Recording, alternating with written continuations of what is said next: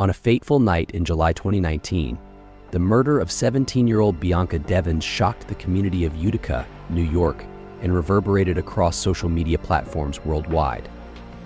What began as a seemingly ordinary relationship quickly turned into a chilling tragedy, with the perpetrator posting graphic images of Bianca's death online, sparking outrage and horror. This video delves into the tragic events surrounding Bianca's death, highlighting not just the crime itself, but also the complex dynamics of online relationships and the hidden dangers they can pose. We will carefully examine the lives of both Bianca and her perpetrator, exploring the timeline of events leading up to the murder with a focus on how social media played a role in both the crime and its aftermath.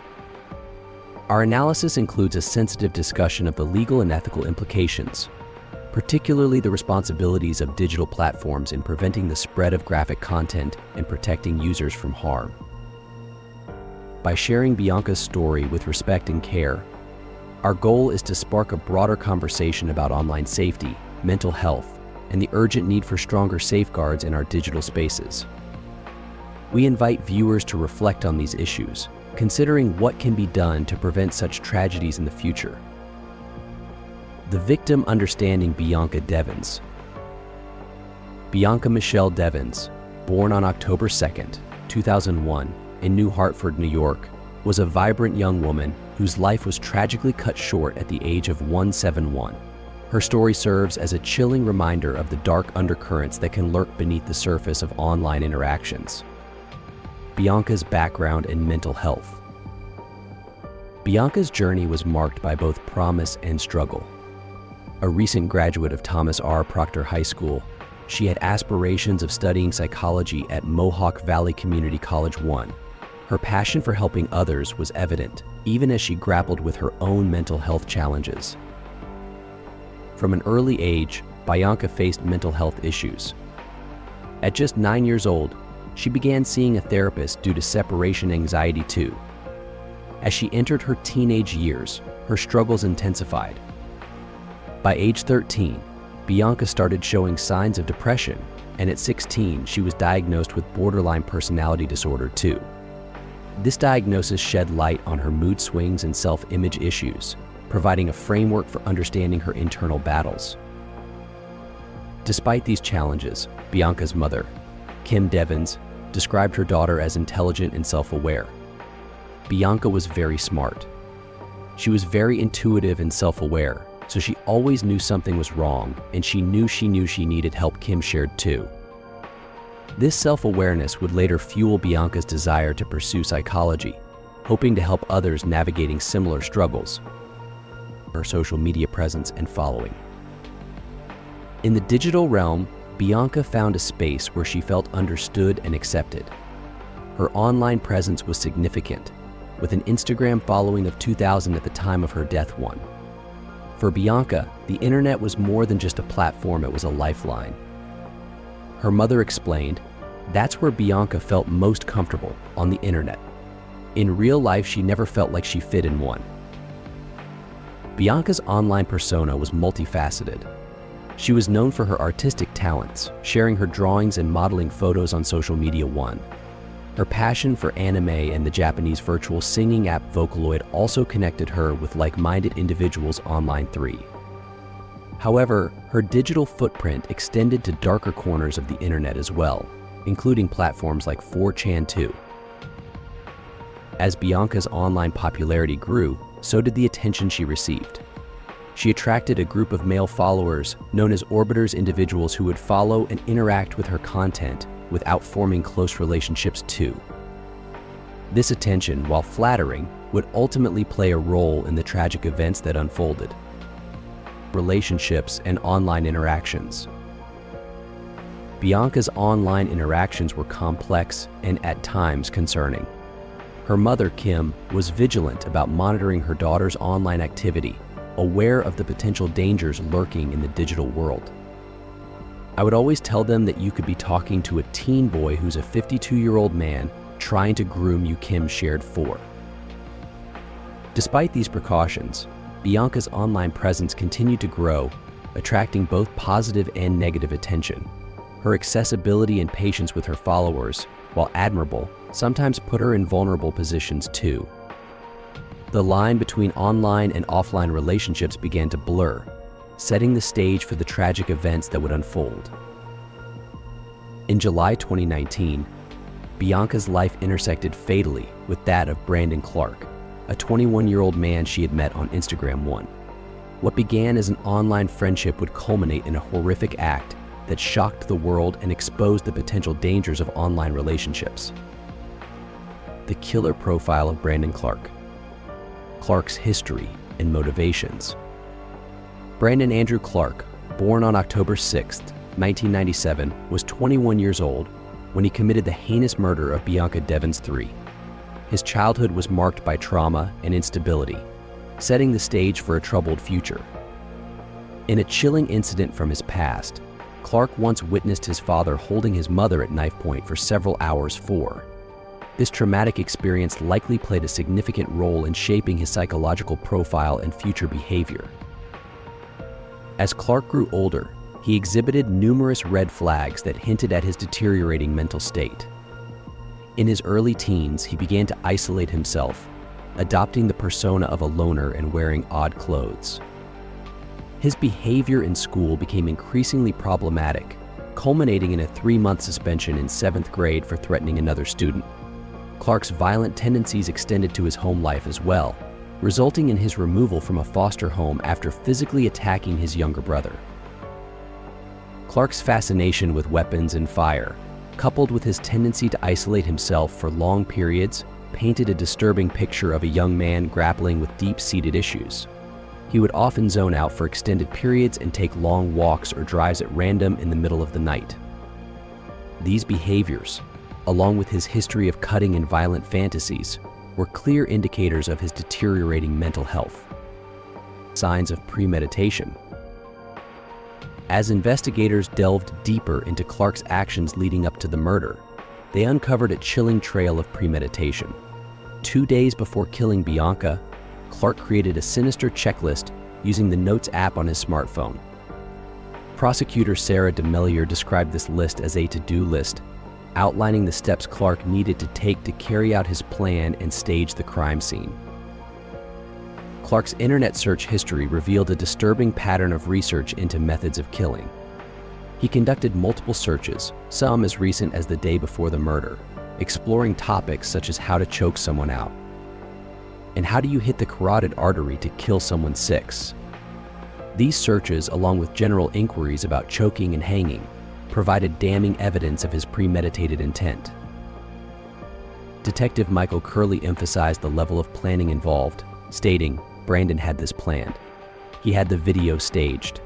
He had the phone staged. He knew exactly what he was doing, this meticulous preparation, including having the knife and equipment to videotape the killing." Left little doubt about the premeditated nature of the crime. 6. His behavior before and after the murder. In the days leading up to the murder, Clark's behavior became increasingly erratic and concerning. He made an ominous post on social media just before dawn on the day of the crime, stating, "Here comes hell. It's redemption, right?" This cryptic message hinted at the darkness that was about to unfold. Clark's obsession with Bianca was evident in his online activities. His search history revealed frequent checks of her social media platforms and repeated searches of her name. In a disturbing display of his fixation, Clark got a tattoo of a playground swing, one of Bianca's favorite things, on his leg just a week after they had met. He proudly displayed this tattoo at her high school graduation party, a chilling foreshadowing of the tragedy to come. After the murder, Clark's actions were equally disturbing. He composed a letter to a friend, reportedly bragging about the killing and describing how it felt. In this letter, he allegedly explained his motive, stating that he couldn't handle the thought of her walking out of his life. 7. This sentiment, coupled with his earlier actions, painted a portrait of a deeply troubled individual whose obsession had turned deadly. The crime, a detailed timeline. Events leading to the murder. On July 13, 2019, a fateful night unfolded that would forever change the lives of Bianca Devins and Brandon Clark. The evening began innocently enough, with Devins, Clark, and a mutual friend named Alex attending a concert by Canadian-American singer-songwriter Nicole Dollanganger in New York City. Little did anyone know that this seemingly ordinary outing would set the stage for a horrific crime.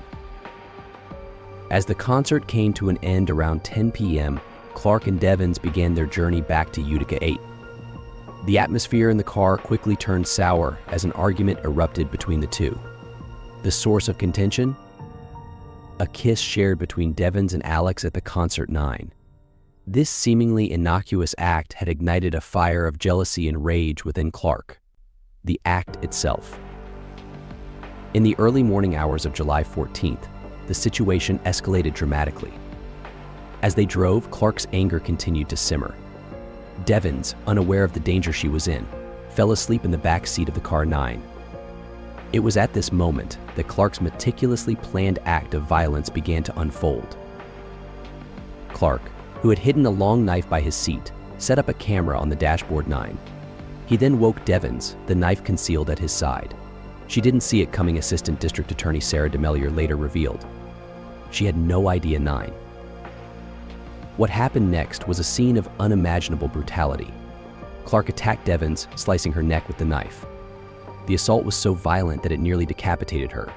In a chilling detail, Clark recorded the entire act, including what appeared to be Devins' final breaths 9.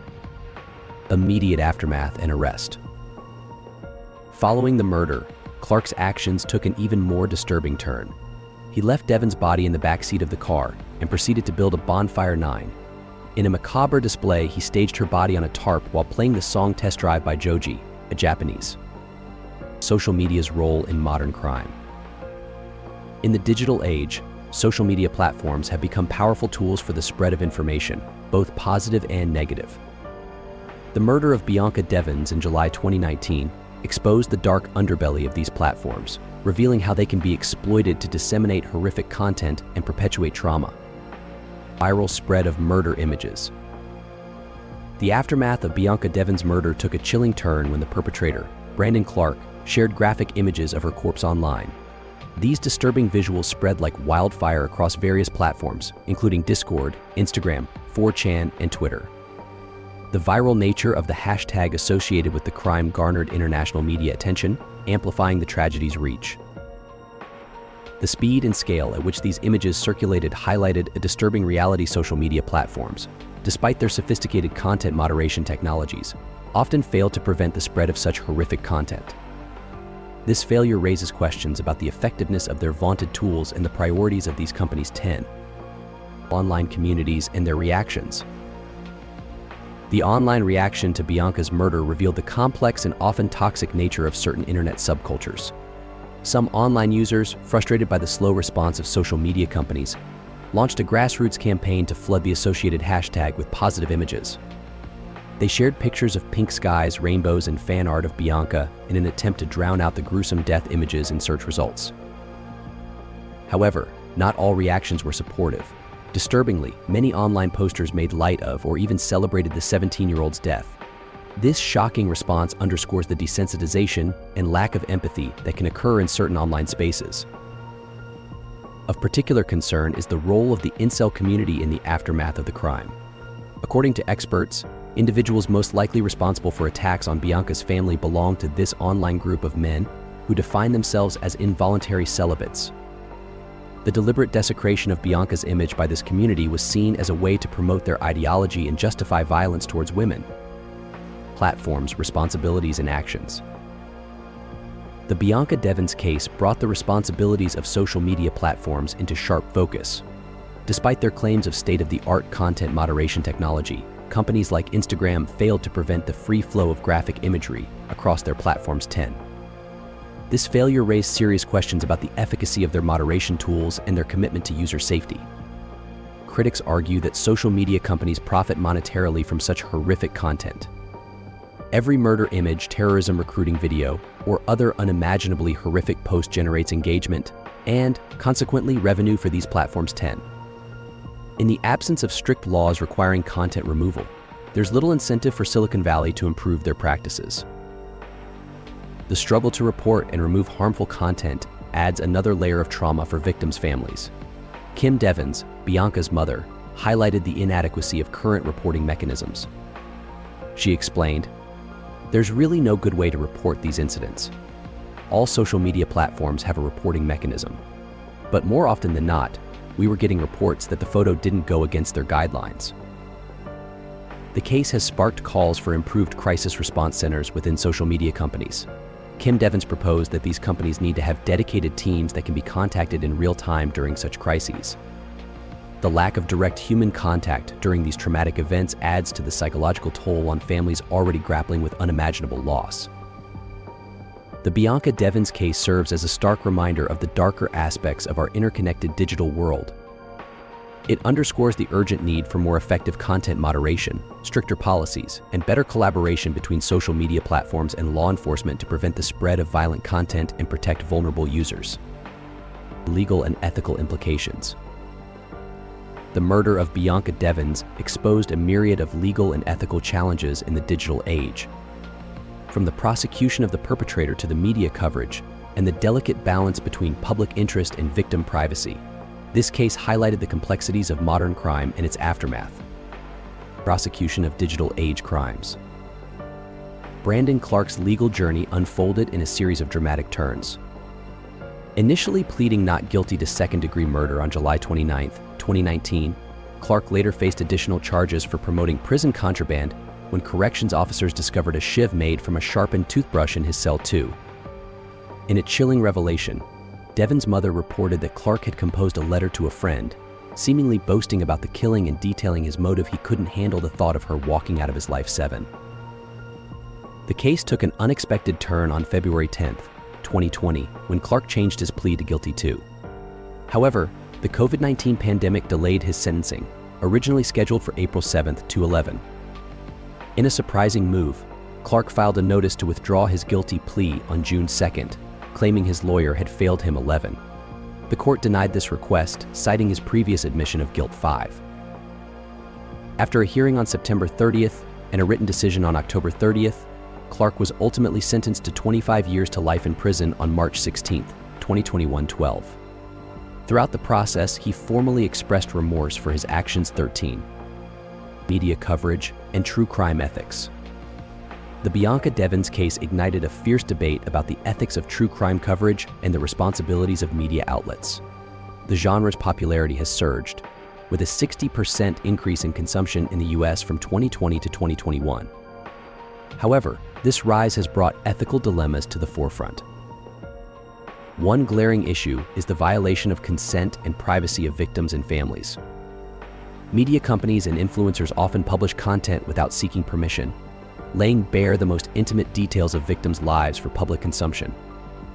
This practice can be overwhelming for families, subjecting them to online scrutiny and unsolicited commentary. 14. The romanticized portrayal of perpetrators for increased viewership is another pressing concern. Casting conventionally attractive actors to play serial killers, as seen in Netflix's 2019 film Extremely Wicked, Shockingly Evil and Vile. Starring Zac Efron as Ted Bundy, can promote a toxic fan culture surrounding criminals. This approach gives perpetrators the spotlight while relegating victims to the shadows. Furthermore, the dramatization of narratives for audience retention often leads to insensitive and exaggerated portrayals. Content creators may fabricate victims' thoughts and emotions based on personal assumptions, which is deeply insensitive to the memory of the victims. Balancing public interest and victim privacy. The case of Bianca Devins brought into sharp focus the delicate balance between the public's right to know and the victim's right to privacy. This tension is at the heart of constitutional law in the United States, where the First Amendment's guarantee of a free press often clashes with individuals' privacy rights. In response to the tragedy, Devins' mother, alongside then Congressman Anthony Brindisi, called for increased action from social media companies regarding graphic content. 15. This led to the introduction of Bianca's Law on September 21, 2020. If passed, this law would require social media platforms with more than $10 million in revenue and over 100,000 monthly users to establish an office dedicated to identifying and removing violent content that violates the platform's moderation standards. 16. In a significant development, the New York State Assembly passed a version of Bianca's Law in January 2022, criminalizing the posting, sharing or publishing of personal images with intent to degrade or abuse under certain circumstances 17. Governor Kathy Hochul signed this into law at the end of December 2022 18. The case also exposed troubling practices within the legal system. In July 2021, Devins' family sued the Oneida County District Attorney's Office, accusing them of distributing child pornography. They had learned that footage of Devins' death and intimate content from her phone had been shared with documentary producers and a YouTube blogger in response to a FOIL Request 19.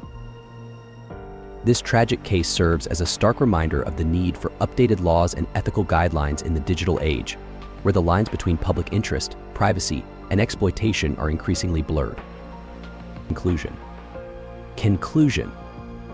The tragic case of Bianca Devins serves as a stark reminder of the dark undercurrents that can lurk beneath seemingly innocent online interactions. It highlights the urgent need to address the challenges posed by social media platforms in moderating and preventing the spread of violent content. The case also sheds light on the complexities of prosecuting digital age crimes and the ethical considerations surrounding true crime coverage. Moving forward, it's crucial to strike a balance between public interest and victim privacy, while also implementing stronger safeguards to protect vulnerable users online. The introduction of Bianca's law and similar legislative efforts represent steps in the right direction. However, there's still much work to be done to ensure that social media platforms take greater responsibility for user safety and content moderation. Ultimately, this case underscores the importance of fostering a more compassionate and vigilant online community to prevent such tragedies in the future.